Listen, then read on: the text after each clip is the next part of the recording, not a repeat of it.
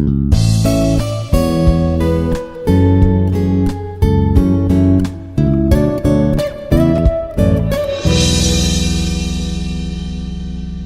everyone, this is Dr. K. Jagannayaki, Professor in MBA Department, Institute of Aeronautical Engineering, Hyderabad.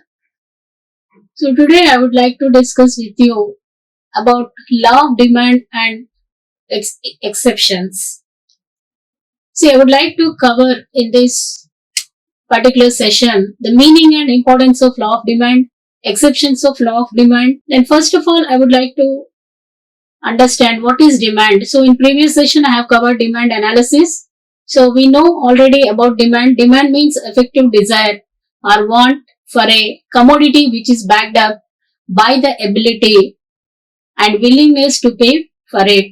It means that if you create demand towards your product and services, it means the desire and ability to pay and willingness to spend of an individual consumer. So then only we'll create demand to the product or service. Then what is law of demand? So the law of demand states that quantity purchased varies inversely with determinant factor of demand. So in a day-to-day life we used to see that if the price of a commodity increases, the demand is going to be decreased. And if price decreases, demand increases. So the quantity order, it should be increased. It is based on the changes in terms of price. So in other words, the higher the price, the lower the quantity demanded, and this is occurs because of diminishing marginal utility. It means that consumers use the first units of an economic good they purchase to serve their most urgent needs first. So in general, we used to categorize the products and services basing on the priority, what kind of needs we have. As we all know, human needs are unlimited, right? So in case of to satisfy our immediate need, so first we'll give preference to that need and later on we'll think about other needs and use each additional unit of the good to serve successively lower valued ends. So we'll start with high valued items, then later on we'll come down to the lower valued items. So the law of demand states that the quantity demanded of a good, it shows an inverse relationship with the price of a good when the factors are held constant. So this concept is known as ceteris paribus. So we used to discuss about only one factor of demand determinants. We used to consider only the price and all other factors remains constant. It means that as the price increases, demand decreases, and the law of demand states that quantity purchased varies inversely with the price. The higher the price and the lower the quantity demanded. But coming to the function, law of demand, mathematically we used to define it. Qx is equal to function of Px comma y. So what is Qx? Qx is nothing but the quantity demanded of good x, and F stands for demand function, and Px it denotes the price of the good, and y indicates the list of other parameters that kept constant. The law of demand is a fundamental principle in macroeconomics, and it is used together with the law of supply to determine the efficient allocation of resources in an economy and find the optimal price and quantity of goods. So the fundamental principle of law of demand is that it is connected with law of supply. Up to whatever demanded by the consumer, up to that extent the companies can also have the ability to produce the goods and services to the consumers on time. Then what is law of supply? So law of supply is microeconomic law, whereas law of demand is a macroeconomic law. So law of supply states that all other factors being equal, as the price of a good or service increases, the quantity of the good or service that suppliers offer will increase and vice versa. So if the price of good and service increases, then the quantity may also increase, and if the price of the good or service decrease, the quantity of supply will also decrease. So if you observe the chart shows that the law of supply using a supply curve which is upward sloping. And let us take into consideration the points on the graph A, B and C are they reflect the curve reflects, so which lies on the supply curve. Each point on the curve reflects a direct correlation between quantity supplied Q and price P. See, if you observe, we have different types of quantities and we can also see varying prices A, B, C like that. So based on that, the quantity demanded will be. So at point A, the quantity supplied will be Q1 and the price will be P1. At point B, the quantity will be Q2 and price will be P2. So like this, we used to get a curve that denotes the supply of various goods and services in the market. The supply curve is upward sloping because over time, suppliers can choose how much of their goods to produce and later bring to market. So that decided by the companies how many units they have to produce and how many units they have to market. So at any given point of time, however, the supply that sellers bring to the market is fixed. The seller simply face a decision to either sell or withhold their stock from a sell. Even though they used to produce a large volume of goods, but still they are not going to market all the goods at a time. So some portion of the produced goods they used to keep in the form of a stock based on the demand they used to promote in the market.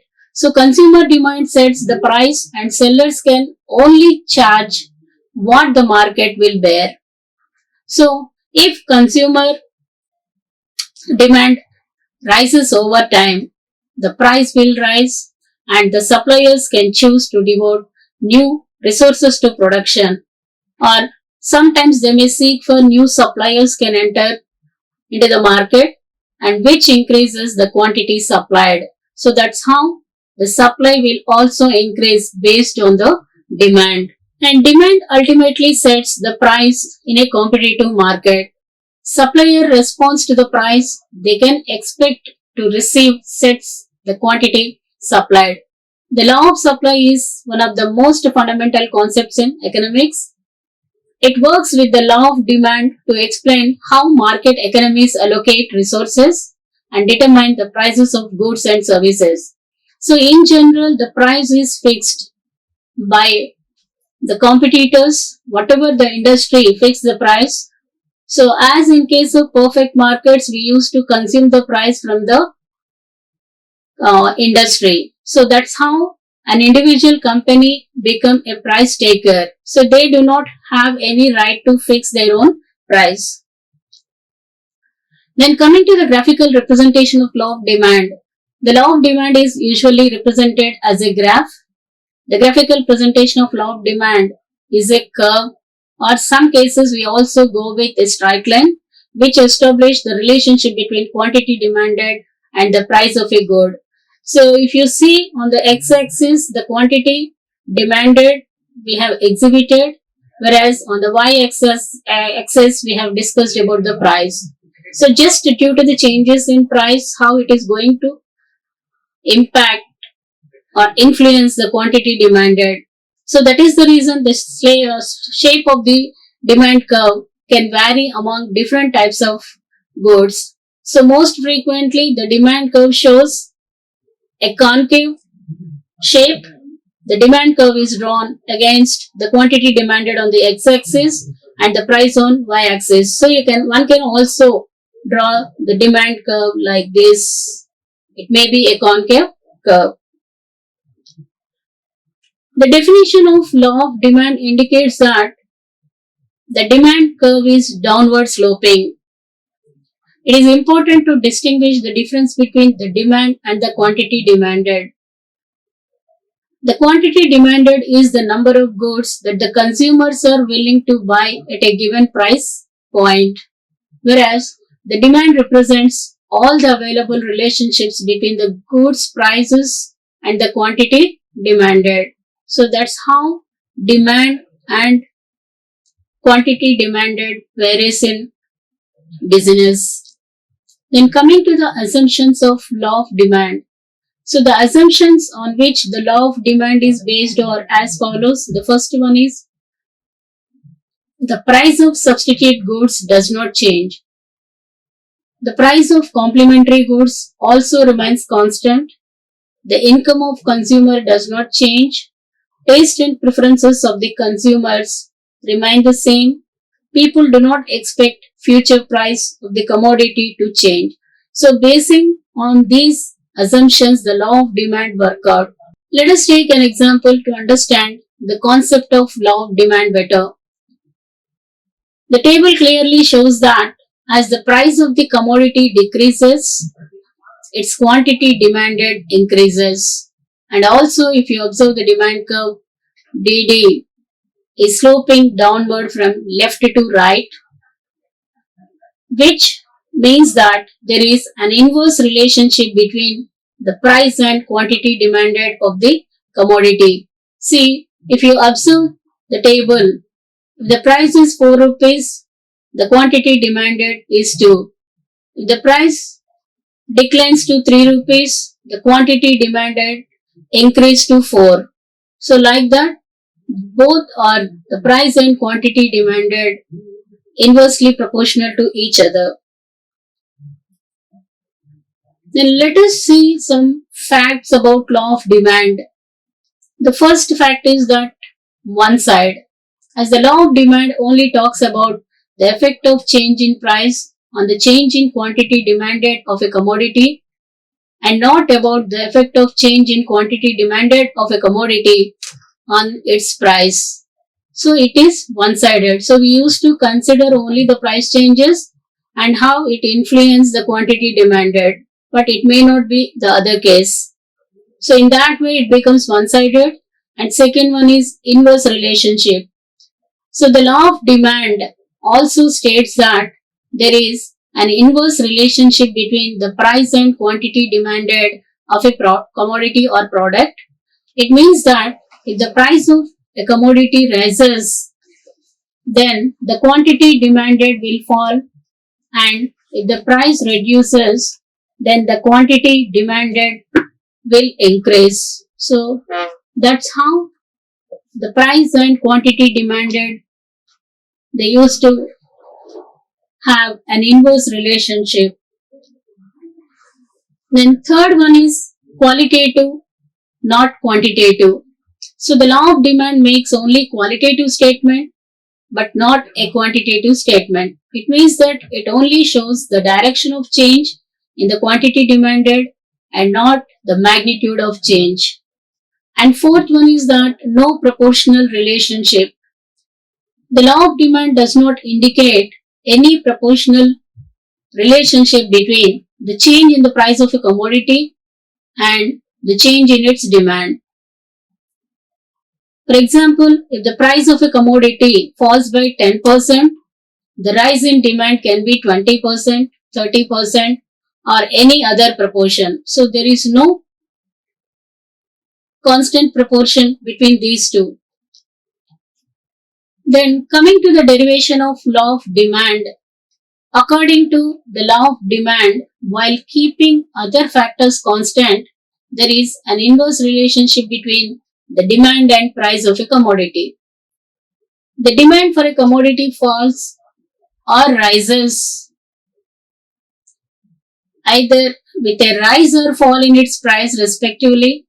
The inverse relationship between the price and demand for a commodity can be derived by two things. One is marginal utility is equal to price condition.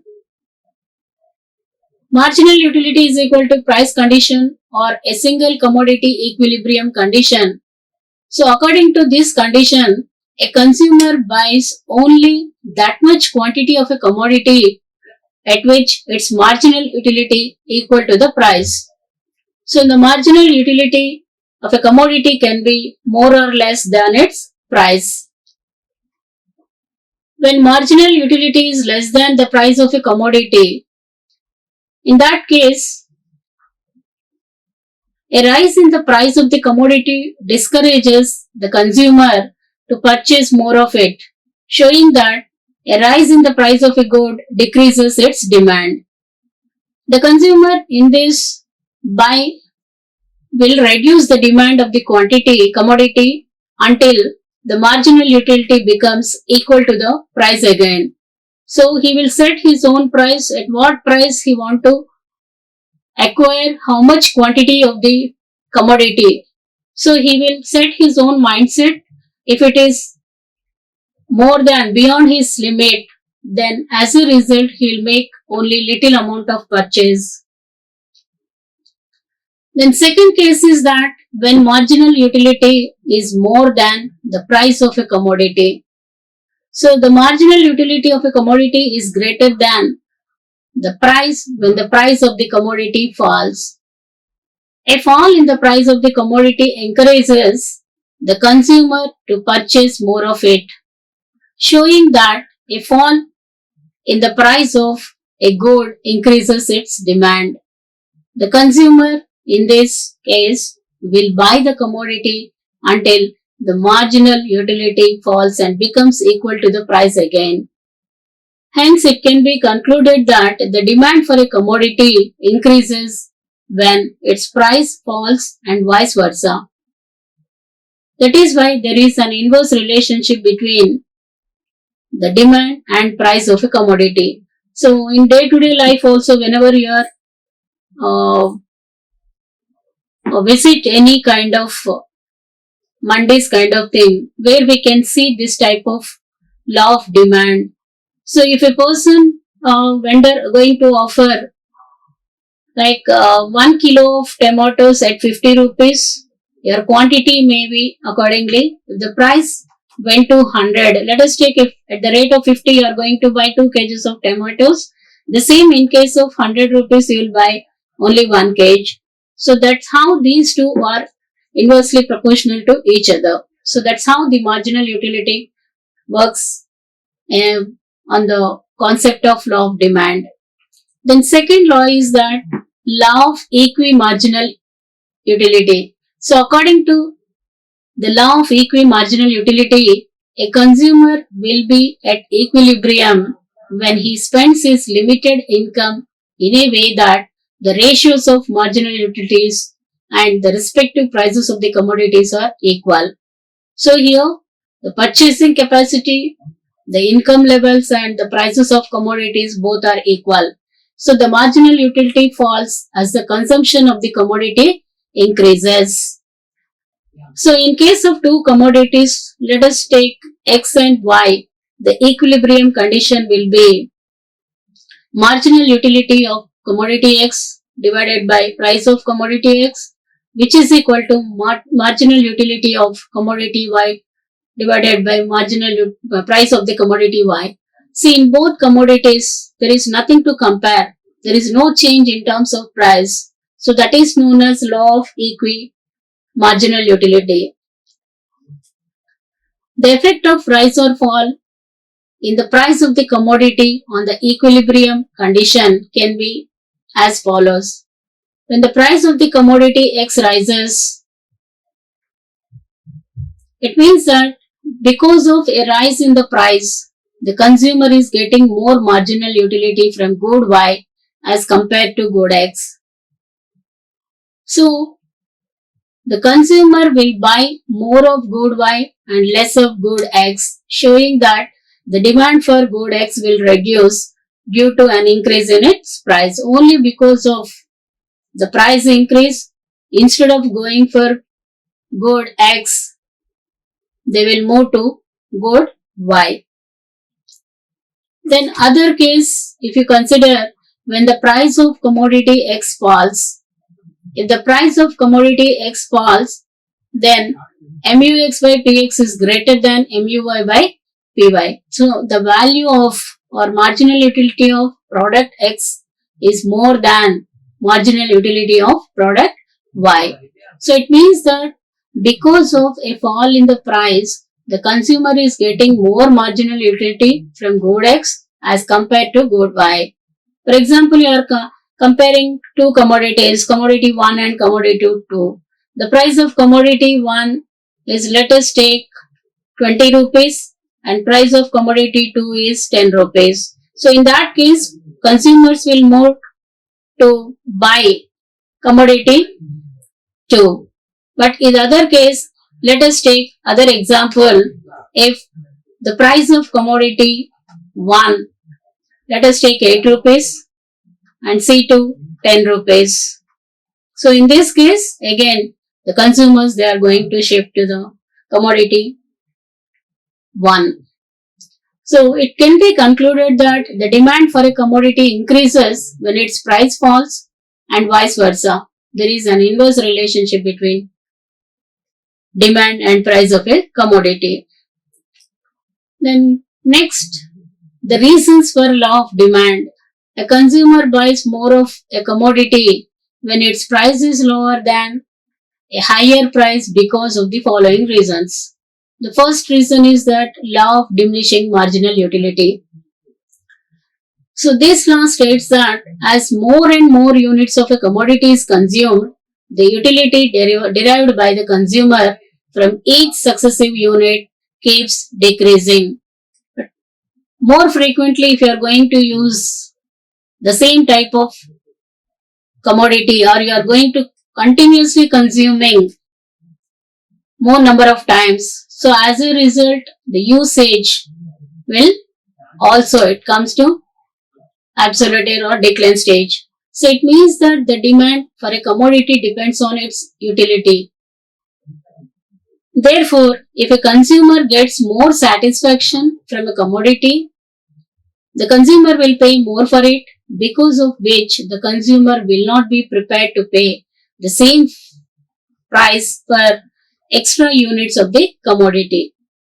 Hence, the consumer will buy more of the commodity only when its price falls. Then, second reason is that substitution effect. Substituting one commodity in place of another commodity when the farmer becomes relatively cheaper and is known as the substitution effect. In other words, when the price of a commodity, let us say coffee, falls, it becomes relatively cheaper than its substitute. The substitute for coffee is tea, assuming that the price of the substitute tea does not change, because of which the demand for the given commodity coffee increases. So that kind of effect is known as substitution effect. That also influences law of demand. The third one is income effect. When the real income of the consumer changes because of the change in the price of given commodity, then it is said to be income effect. In other words, when there is a fall in the price of a given commodity, it increases the purchasing power of consumer, resulting in an increase in the ability of the consumer to buy more of it. For example, if you take, suppose Raju's pocket money is 100 rupees and he buys 10 ice creams for 10 rupees each from it. Now, if the price of the ice cream falls to 5 rupees each, it will increase his purchasing power and he can buy 20 ice creams from his or her pocket money. Then price effect. The combined effect of income effect and substitution effect together is known as price effect.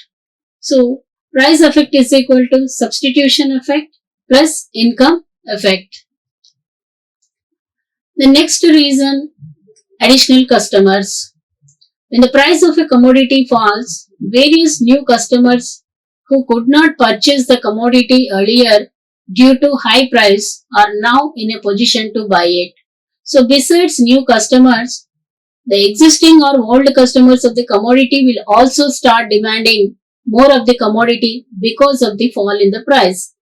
For example, if you take the price of pizza falls from 200 to 150, then many new customers who were not in a position to afford it earlier can now in a position to buy it because of it fall in price. And also the existing customers can now demand more pizza, resulting in an increase in total demand. Next reason is different uses. So some commodities have different uses, among which of them are more important and the rest are less important. So when the price of such commodities increases, consumers restrict its use to the most important purposes, increasing its demand for those purposes, and the demand for less important uses of the commodity get reduced. So however, when the price of the commodity reduces, consumers will use it for every purpose, whether it is important or not. For example, if you consider milk as one of the example, milk has various uses. So one can use for drinking, making cheese, butter, sweets, etc. If the price of ghee increases, then the consumers will restrict their use to important purpose of drinking. So what they used to do, instead of using the milk for drinking purpose, now they start making ghee. The next, coming to the exceptions of law of demand. So where there is a shortage of necessities, fear, increase of ignorance of price changes, given paradox, and other things like expectations of change in the price of the commodities which are used as status symbols. So based on these exceptions, we'll have different types of goods available in the market. So exceptions means where the law of demand may not be applicable. The first one is given goods. The special kind of inferior goods on which the consumers spend a big part of their income are known as given goods. The demand for these goods increases with an increase in price and falls with a decrease in price. So, this phenomenon was initially observed by Sir Robert Giffen and is popularly known as Giffen's paradox. For example, rice is an inferior good comparatively with wheat is a normal good. Hence, if the price of rice falls, the consumer spend less on rice and will start buying more wheat. So this is the example of given good. And second one is another example, the Irish potato famine.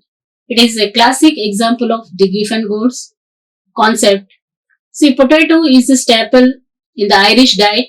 During the potato famine, when the price of potatoes increased, people spent less on luxury goods or luxury foods such as meat and bought more potatoes to stick to their diet.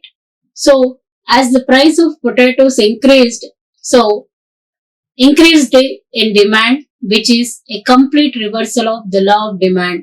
So, according to law of demand, if price increases, demand decrease. If price decrease, demand increase.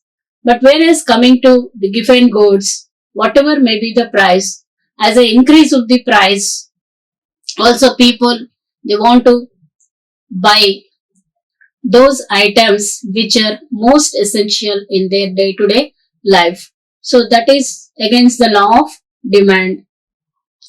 Then second exception is that fear of shortage. If the consumers expect that a commodity will become scarce in the near future, they will start buying more of it in the present, even if the price of the commodity rises because of fear of its shortage and rise in its price in the future. For example, in the initial period of COVID, consumers demanded more of the necessity goods like wheat, pulses, etc. Even at a higher price due to the fear of general insecurity and shortage in near future. So as a result, by paying more, people have purchased and they have kept storage for their future. That is the fear of shortage. Again, it is also against law of demand. The third one is Veblen goods. Veblen goods are luxury goods or superior goods whose prices do not follow the typical economic laws of supply and demand. In most cases, when something becomes more expensive, demand for it declines. The opposite occurs with Veblen goods. When their price rise, people want more of them and the demand grows. Consumers buy these types of products mainly to enhance their status. They are status symbols. In other words, they defy the typical relationship between price and demand because they serve as a matter of wealth and social status. So if you have that type of goods, luxurious goods, based on that, you can have status in the society. As a result, even though the prices of those commodities are very high, still people want to purchase them. That's how they used to create demand for the commodities of luxurious items. Where the higher price tag itself makes a good more desirable for those who wish to signal their high economic standing or discerning taste. So diamonds, Audi cars, BMW, Ferrari, all these kinds of things which are highly costly in nature, people want to acquire those products even though their price rises in the market. So this exception to the law of demand is associated with the doctrine propounded by Thurston Veblen. So a few goods like diamonds etc. are purchased by the rich and wealthy sections of the society, and all other sections of the society they may not afford those luxurious items. So the prices of these goods are so high that they are beyond the reach of the common man. The higher the price of the diamond, the higher the prestige value of it. So when prices of these goods falls, the consumers think that prestige value of these goods comes down. So quantity demanded of these goods fall in their price. So the law of demand does not hold good here. So Veblen goods are luxury goods or superior goods whose prices do not follow the typical economic law of supply and demand.